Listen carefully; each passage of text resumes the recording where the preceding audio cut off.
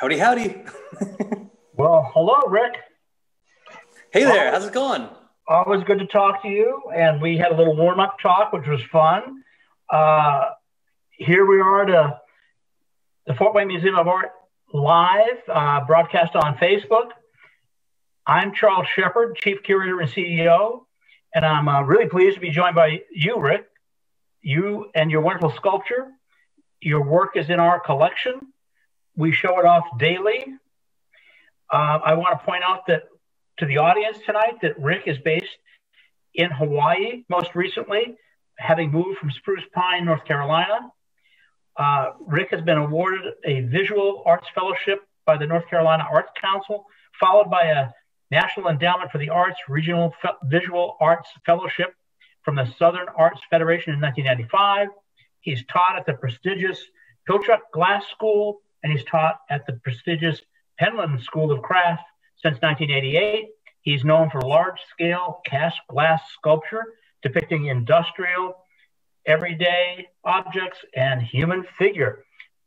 Rick, it's a delight to be here with you tonight. I'm sure everyone's going to want to hear what you have to say. Thank you for agreeing to be on the show. This is an honor. Thank you so much. And my apologies to Pilchuck. I was I assisted a teacher. I never taught there, so we'll give them their due and apologize for abusing them. Well, and see, today, given how far you've come in your career, they're wishing they'd made you a full professor. So there we go. They do well. How you doing today? I'm doing good, and it's not as pleasant in Indiana today as it is in Hawaii, but it did get up to 15. So I'm feeling a little bit of your love there. That's fine. That's fine. And we've got a good presentation to present tonight, and you and I will do some casual conversations throughout and then after. Behind me, I want everybody to understand that the piece, I'm going to try to put my hand up here, the piece to my right, maybe on the screen is to my left, is a gorgeous piece by Rick called Green Marker, which I was able to acquire about 3 years ago, and I loved it so much. Before we even did the paperwork, we put it on permanent display. People see it every day and compliment it every day. So, Rick, we were pleased to have you right out there in the Rothschild Atrium Gallery every day for people to see. Thank you so much. And I think if we can get some help from Elizabeth, we'll probably introduce our slideshow and get on the roll. So I've got a lot of people to thank for this slideshow too. David Ramsey, photographer, I think shot all of these pieces. And so I just want to make sure that he gets a little bit of credit for this. Thank you, David Ramsey. Well, they're good shots too. So Dave did a good job. Now the piece we're looking at is a beautiful piece in my personal favorite color, rocker gear. Can you talk to us a little bit about rocker gears? What's it all about? Well, rocker gear is a culmination of my study in simple geometry and mechanical objects, and trying to find proportions that speak to me. So anyway, the rocker gear also is a little bit of a nod to a group of work by Harvey K. Littleton, is very important in the glass movement. And so he did a series of rockers, and so I did a series of rockers starting about 2014 with just as a nod to Harvey Littleton. So this is a continuation of the rocking theme, on and on. Now, and Rick, I think this piece is unique in the sense that it's a series of unique pieces to give people an easy access point to collecting your work. Yes, this is something that Aaron Shea at Habitat Galleries has been working on. And so, yes, I don't usually work this directly in a series, and it creates some new challenges and new ways of discovering something while you are making something. A lot of fun. Oh, I bet it was. And you know, Aaron, I've worked with Aaron and Corey and their dad Ferdinand for, you know, close to 8 years now, and they are always dynamic and always thinking of new great things that the Habitat Gallery could present. We're very thankful for them, and we're thankful that this piece became something that we could offer from the museum for any of our collectors, and actually for any collector for that matter, because this is a nice piece that is going to be able to fit in about anybody's house and in about anybody's budget. So I heartily recommend it. And Thank you. I really love the tie-in with Harvey too. Important man, a real curmudgeon, and a great visionary. Indeed. Yeah, I like the curmudgeon part. You know, that's met him. Sure. You know, he may not have been a charmer, but he certainly knew how to teach people to make glass. Yes. Well, let's go to the next slide, Elizabeth, and let's see what we have to talk about today. So we spent from 1991 to this year in the mountains of North Carolina. So this is the beautiful mountains of North Carolina. These were our dogs while we were there.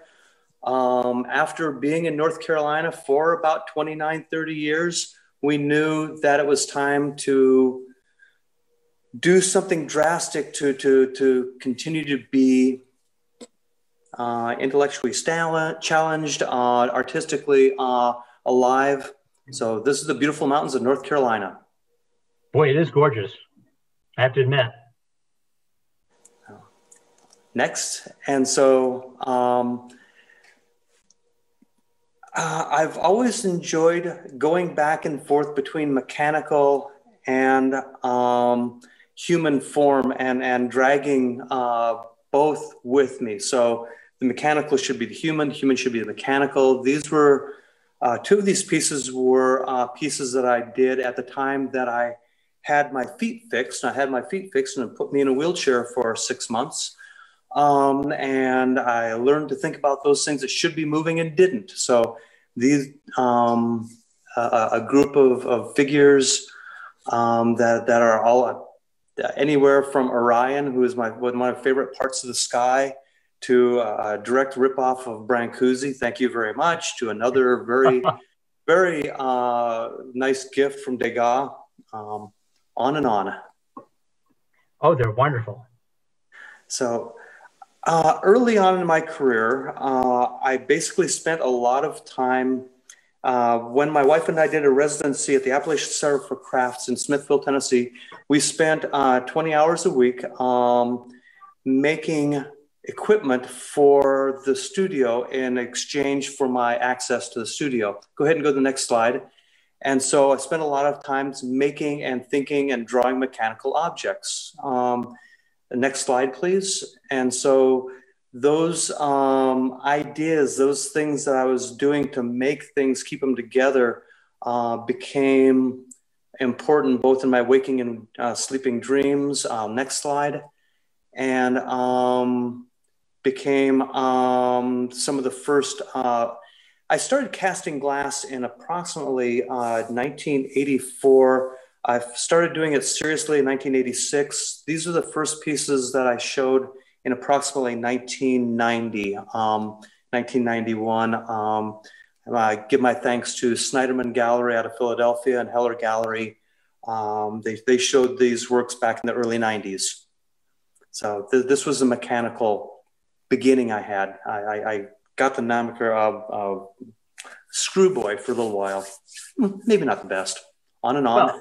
Well, you know, Rick, I have to say, what beautiful rhythm in these industrial-based, you know, images at a larger scale. The spirals and the verticality. I think it's a wonderful choice you made. And these were pieces that I made as we were leaving the Appalachian Center for Crafts. So it was the first time I messed up my feet. And these, the smaller pieces, they anywhere from 3 inches to 8 inches tall. Made a lot of these from a wheelchair, with the help of my wife, Valerie. And that problem became the thing that I became known for quite a while. Not that problem, these pieces. These pieces, they're gorgeous. And so I borrow heavily from the world of sculpture. On the one side, you have a beautiful piece by Beverly Pepper. On the other side, you have a group of tools I made, averaging about 7 foot tall. My tools were based on Japanese carving tools. And so I did that, but I attempted to make them a little bit more figurative. Oh, they are entirely. 6 and 7 feet, you say? Yes. So these are similar in size to your piece. Oh, wonderful. So, and then again, another one of Beverly Pepper's urban altars. And then on the other side is White House, which is actually, it's about 30 inches tall, 32 inches wide, probably about 400 pounds. It is based on a insert drill bit. Again, that bit was more than just that form. It became both a torso and a house form to me. Oh yeah, I see it entirely. Remarkable. So that is one of the few pieces that actually followed me. And again, go ahead and keep moving. That's some more earlier work. This would have been the early 2000s. On to the next piece. I early on, I was accused of gigantism or basically just trying to make pieces large, similar to Klaus Odenberg, although Klaus Odenberg obviously had a great sense of humor. If you look at his soft sculptures and such. I wasn't interested in making a giant small form. I was more interested in examining, like jewelers do, what kind of scale you can create outside of the realm of size or inside so the black pieces, the bolt form is a self-portrait. It's on display at the Foundation for the Carolinas, and it is approximately 5'10" or my height. Perfect. And please do stop me talking because I will talk forever. A group of no, please do. Another group of large mechanical forms that the first one was a dancer in a hole. The second one was a whirling dervish. The third, the drill bit, just a very large masculine form. These are beautiful, Rick. Thank you.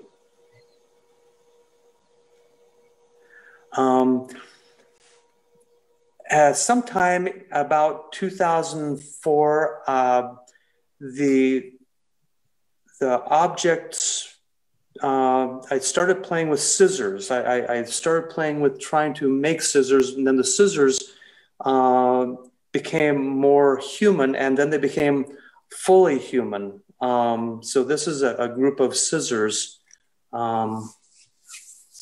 The clear one being Lita and the Swan, and the two green figures together being a lotus flower. So they do pivot, they act as a scissor. I wouldn't cut anything with them. Well, you know, the forms are elegant, and I must say the colors are so compelling. Thank you. Getting close to your color there. Yes, I love that beautiful green you have, yeah.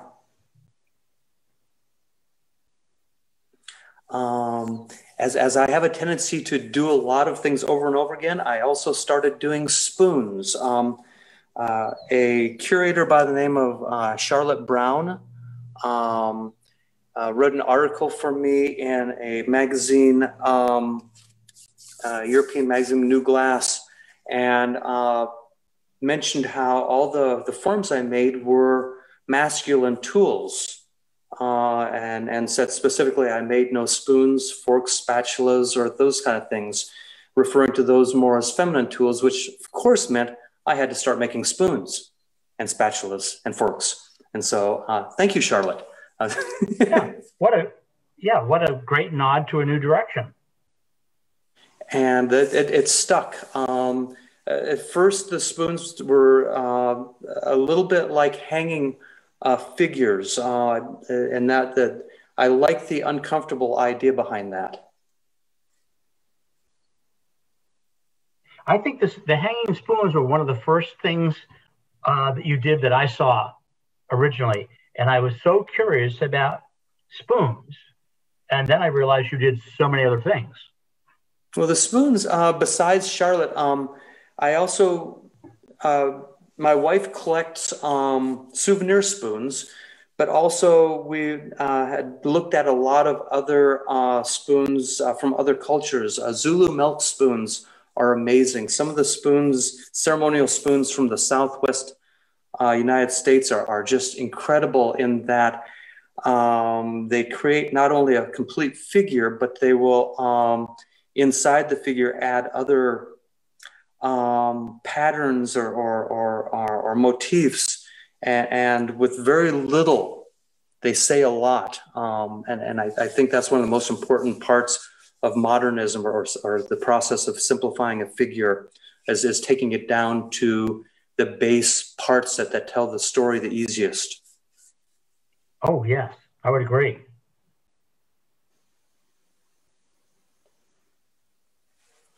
So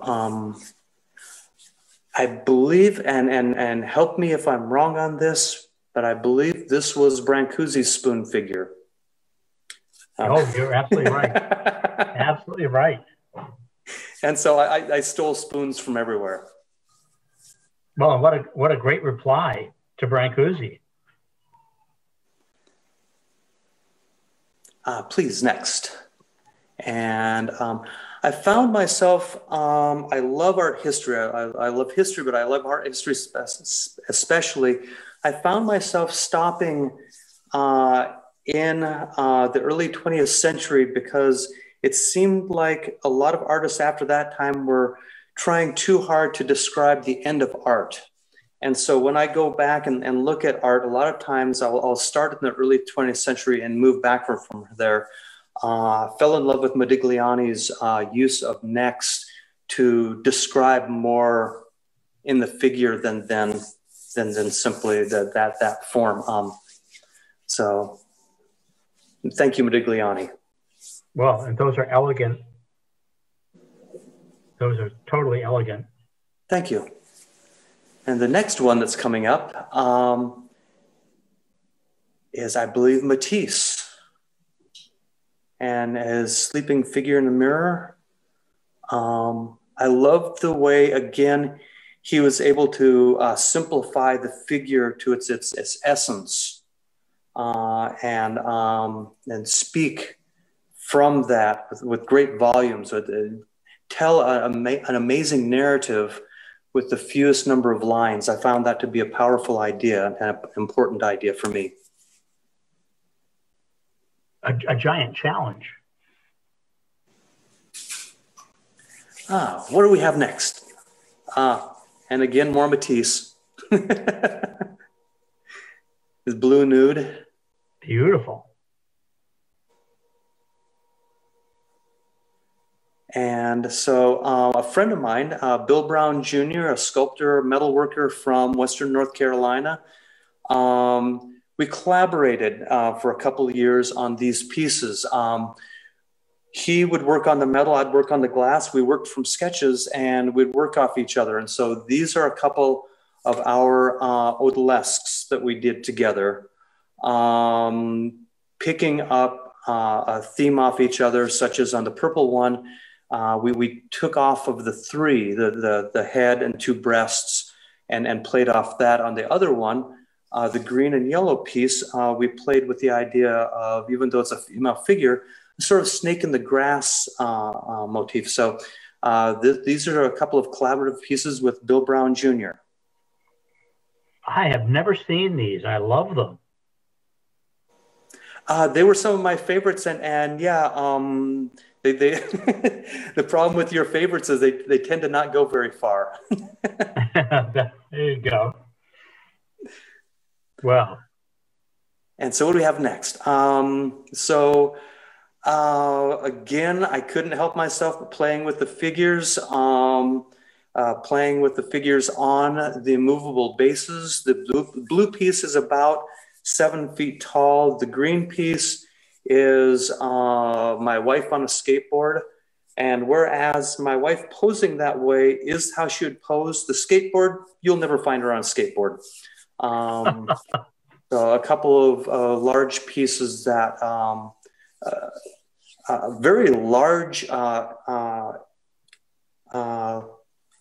don't want to say lark because that demeans the pieces, but they were a fun way to approach figures. And did you do these also at the time that your mobility was challenged? Yeah, well, these were after I had the surgeries. I fixed my feet in 2010, 2011. And so these were directly after that time. I believe the blue piece showed at Ken Saunders Gallery. The green piece showed down at Habitat Gallery in Florida back, I believe, when it was in Palm Beach. They just moved from Boca. So it's strange. I look at these pieces and I think of time frames. I don't have a good excuse for that. Well, but you know that they express a certain freedom that you might have been feeling with your feet coming back to working. And my feet will constantly be a source of frustration. So yes, it's a little bit between the trying to get something to move, but you know, it is there. It sits, even though they got wheels. So yeah. Well, and I also am not a skateboarder, but I would love to be depicted as a possibility for me. So I would applaud you doing your wife that way. I would need a full length shot of you to start playing with that. But let's not go there right now. Yeah, maybe a little later. Okay. And so I think we looked at this piece a little bit earlier. Again, thanks to Degas.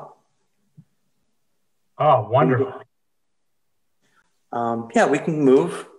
And so this is kind of the end of the period when I was getting my mobility back. And so these are very little mechanical, completely figurative, but the figure was meant to be landscape now. And so this is a start of me playing with a couple of things. There's a musical motif that Taj Mahal uses a lot. He refers to like a circle around the sun. And I think about a certain gesture that evokes for me. So these are figures, sunrise or sunset, the legs being the mountains and the head being the moon or sun as it rises. Just a form that I'm not sure how else to describe it, because since they take months to make, there's a whole lot that goes on in the reading and writing and drawing, but I don't think I can go into all of that. Well, I have to say that I've never seen a better and more exciting geometric interpretation of the human figure. These are mind-blowing. Thank you very much. We have seen this one also. So this one, that last one, what was that? A portrait of Madame X? Is that what Brancusi's piece was? I'm thinking that's right. And amazingly obvious form. I'm not really sure what his relationship was with the person who was his model. I always found that a fascinating piece of his. And yes, we can go ahead and move on. More into the figure, the clear piece, someone riding in a little red wagon. I love it. Trying to come up with a kneeling form. At this point, I was breaking the form into three simple, head, abdomen, thorax. No, that'd be an insect. Neck up, torso, and base. And so both of these have that simple three-part rhythm. The yellow piece is Janus in that it sits and faces both towards you and away from you at the same time. If we were able to walk around that piece, I'd explain it better. But the breasts are towards the back, the legs are toward the front. And so what you see is actually more projected than actual. And we can go ahead and go on to the next.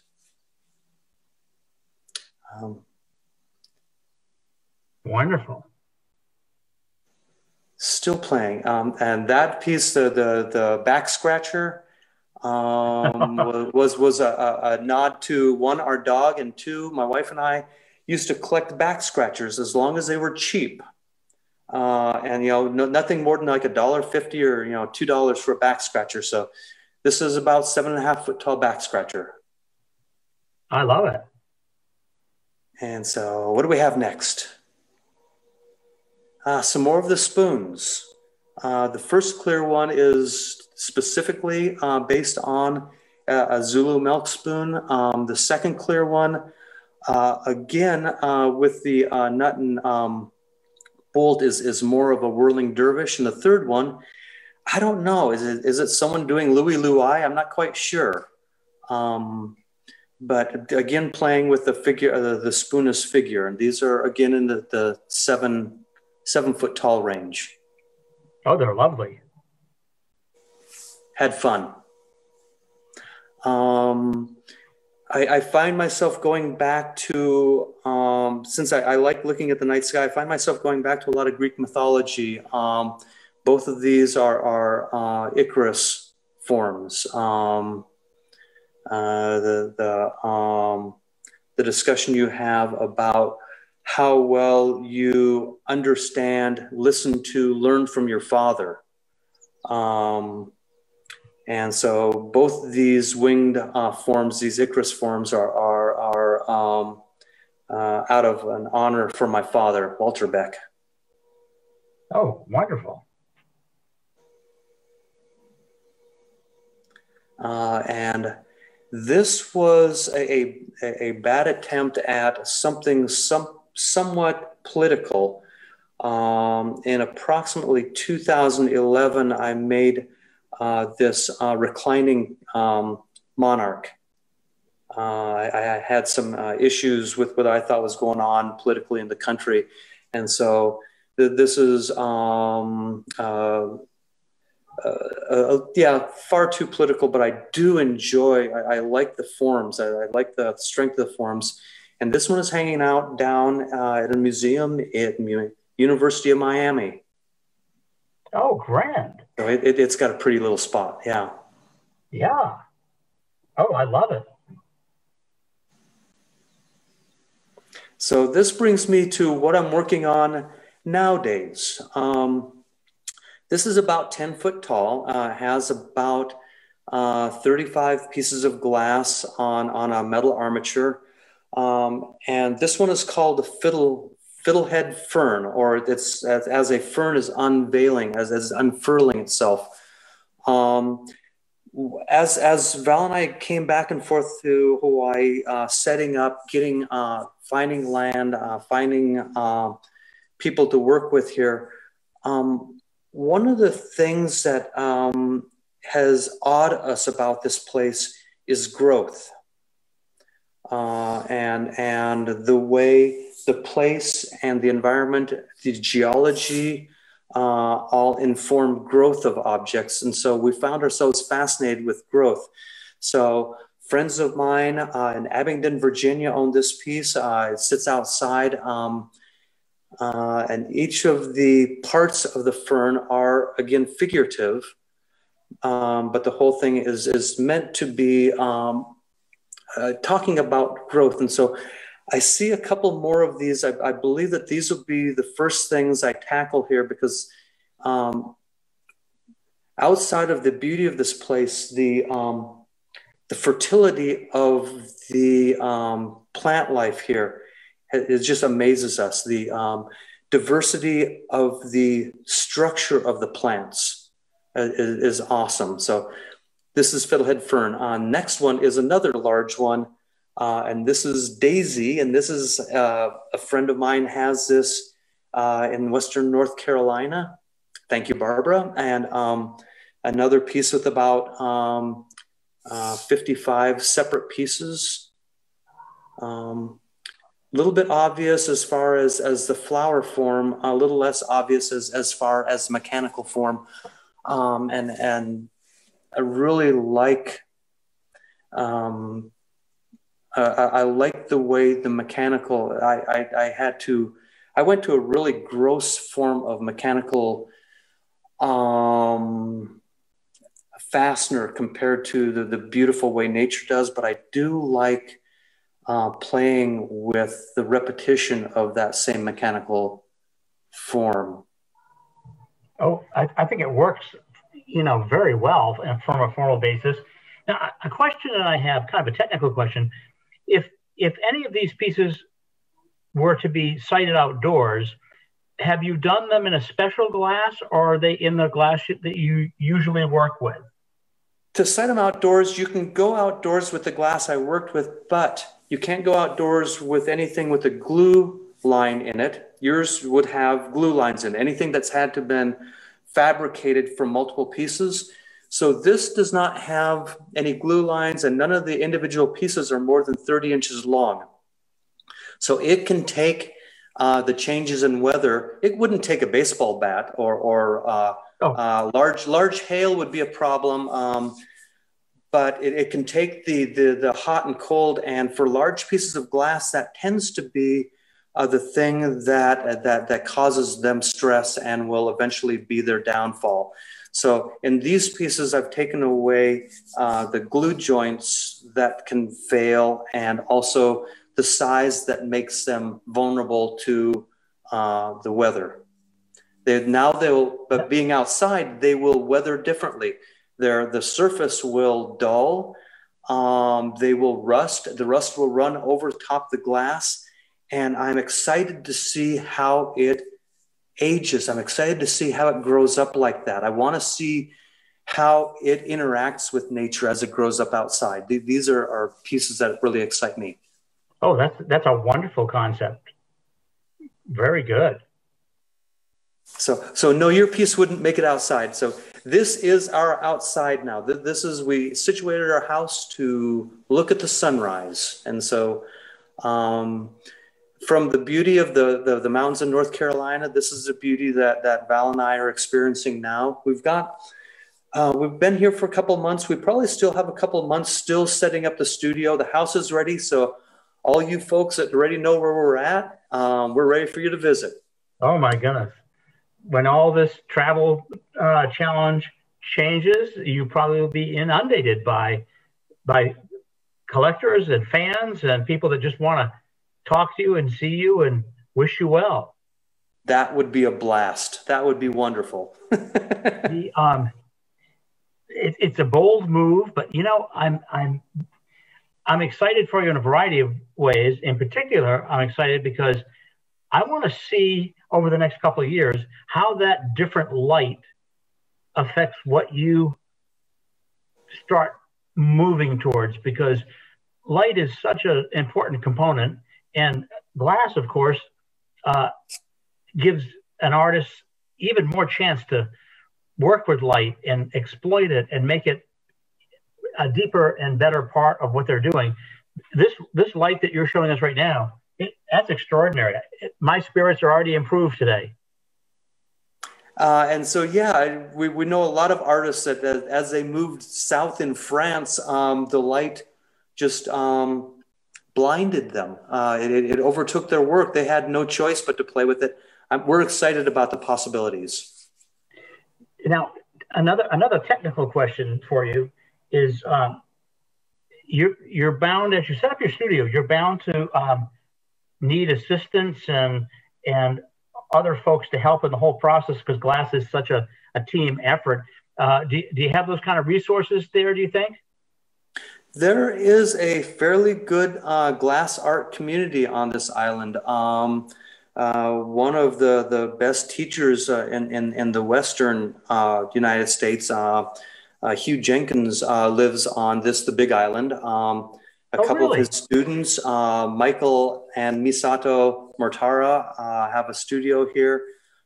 Several other artists reside on this island, a couple on the next one over in Maui. And so there is a good, thriving glass community. What excites me more is on our road here, we have someone who's, I understand, one of the best voice teachers. We have some ceramists here who are pretty good. I've always found those people in other disciplines who are at the top of their discipline, I find them to be amazing resources. The people who are farmers here, who understand the cycles of the land and the climate and the plants, may be our best teachers here. I have no idea. That's wonderful. That's quite remarkable. So yes, and I believe this is the piece that, so all of these pieces are cast out of a separate mold. All of them are individually carved. So they will look similar to this, but they will not look exactly like this. I think that you have a number of these in blue, and I think you have a couple more in green. Yeah. But yeah, so this is what I'm shooting for, but what it is it'll be interesting. Well, it's a terrific form, and the colors are all quite wonderful. And anyone would really find it a great addition to their collection to add this piece in, and something you'd really want to see every day. I just love it, I have to tell you. I mean, but I have to admit, I'm kind of a fan of everything you do, Rick. So, well, thank you. And a question I have is so you've got an ongoing permanent exhibit of glass right now, or we do. I also noticed you have an exhibit of turn of the century American cut glass. Yes, that was our first step into glass, was actually to be able to show and explain what they call American brilliant glass, which was only made for roughly 20, 25 years, high lead content. You would cast a blank, let's say goblet or bowl, for example, and then craftsmen would cut a pattern by hand into that blank. And because of the high lead content, it actually shone like a diamond. And I got very intrigued by that. And then, you know, I think all of us have a story about Ferd Hampson and the Habitat Gallery, but I met Ferd and the folks at Habitat, and all of a sudden I discovered an entirely different kind of glass. Although I'll confess to you, I was thinking of sculpture. I wasn't even thinking about the material. And then I realized, oh my goodness, this is wonderful sculpture. This is wonderful sculpture. And even though I'm an art historian, I also trained in studio in sculpture. And my feeling for quite some time has been that sculpture, you know, I'm going to just throw this out there. Maybe since de Suvero, sculpture has been challenged in terms of its accomplishments. And we have a great de Suvero as well, I will tell you, and Mark is a good friend of mine. But when I saw glass sculpture, I thought I was seeing sculpture have a whole new life that nobody else who was working in more traditional materials was bringing to it, but the glass people were. And that just set me on fire. And I started, we did the international, after the award winners from the international were chosen, we did that show. We did 4 Summers of Glass in a row where we had the international show and a solo show and a group show. And we tried to introduce people to as many different glass artists as we could. And then I started to buy some pieces. And, you know, when you're in this business and you buy something, you want to show it off. You know, you don't want to hide it in the back room. So first it was 3 pieces, then it's 8 pieces, then it's 12 pieces. And we're probably up to about 100 pieces now. A lot of that out on permanent display, including your wonderful piece, Green Marker. And, you know, I'm probably not supposed to say this tonight, but it's a secret, but I'll share this with the group tonight, is we were just given in the last 3 weeks a wonderful personal collection that was collected by Sylvia Fendel, a member of AACG. Sylvia passed last year, and her daughter came to one of my presentations to the AACG about what we're trying to accomplish in Fort Wayne and be a glass center in the Midwest in a fine art museum. And by the time we ended up talking the first night, she gave us the entire 32-piece collection, which is coming in about 2 weeks. Wow, that is so cool. It really is exciting. Oh man, and, yeah. You know, these are the best things in there. There's a piece of Tim Tate's in there. Yeah. It's a great collection. And the first time, I mean, we've had a lot of wonderful gifts, very generous gifts, and I appreciate that. This is the first time anybody's given us their entire collection, and I'm just like, God bless. This is wonderful. Well, these are important things to happen for the glass movement. If the glass movement, as described at the beginning being Harvey Lilton, if it is to continue to grow, if it's to mature into something other than another fad, this has to be the next step. It has to move into public view, and that has to move into critical analysis. And so that is fantastic. I want to toss out one other shout out. You have an incredible teacher not too far from you at Ball State. Brent Cole is a type of person, if you get a chance to bring him in and exploit him with your museum, you will be all the better for it. You know, that is a great tip because he is a super person. Yes. And we'd love to do anything we can with him. It'd be wonderful. Be really good. And I think the more we all kind of unify, the further we're going to be able to take this glass movement. And in a way, this is going to be the future for sculpture. So it's important that we do this. And we're committed. Another thing I'm not supposed to say tonight, but I will, is that we've already begun talking about a new glass wing, you know, coming up in the next couple of years. And, you know, we're good friends with everybody down at the Imagine Museum. In fact, Trish and I sometimes fight about who's going to get what piece. She always wins because she's got more money than I do. But, you know, they're up to 1,600 objects. So I've got a long way to go. We got to keep at this. Well, the beauty is that they're not showing all those objects. So, you know, maybe you could have like her, you know, travel a show to you or something. Absolutely. I'm going to tell her that you suggested that. Oh no, always in trouble. Oh goodness. No, it's wonderful to have all these friends in the glass world.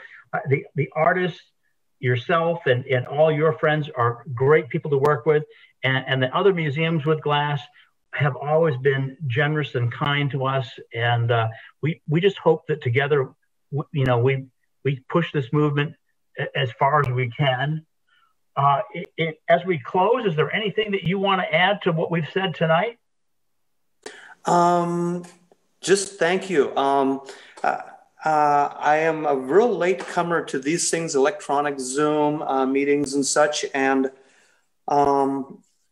I know that these are pretty much the safest way for us to continue to be a community. So thank you for doing this. Thank you to Aaron for setting this up, Elizabeth for walking me through, Charlie for putting up with me. Thank you very much.